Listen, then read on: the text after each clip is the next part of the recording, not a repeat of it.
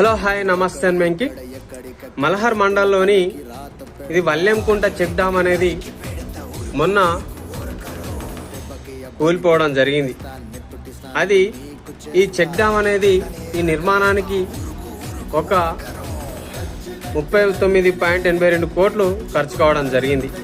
ఈ రెండు మండలాలలో సాగునీటి కొరత, తాగునీటి కొరత కష్టాలను తీర్చేందుకు ఈ వల్లెంకుంట చెక్ డ్యామ్ అనేది నిర్మించడం జరిగింది.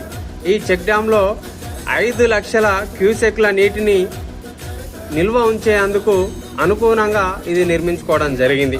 ఇది మలహర్ మండలంలోని వల్లెంకుంట, పివి నగర్, మంతిని మండలంలోని అడవి సోమనపల్లి, నాగపల్లి గ్రామాల పరిధిలో సుమారు 1000 ఎకరాల సాగునీటి లక్ష్యంగా ఈ చెక్ డ్యామ్ అనేది వల్లెంకుంట చెక్ డ్యామ్ అనేది నిర్మించుకోవడం జరిగింది.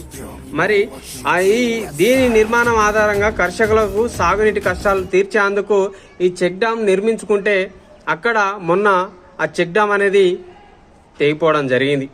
మరి ఇంత జరుగుతున్నా కూడా అక్కడ అధికారులు, ప్రజాప్రతినిధులు పట్టించుకోకపోవడం, అక్కడ ముఖ్యంగా ఐటీ శాఖ మంత్రి దుద్దిల శ్రీహరిబాబు గారు ఉన్నా కూడా వాటిని పట్టించుకోకుండా నిమ్మకు నీరెత్తినట్టు వ్యవహరించడం చాలా బాధాకరమని ఈ వీడియో ద్వారా తెలియజేసుకుంటూ మేము థ్యాంక్ యూ.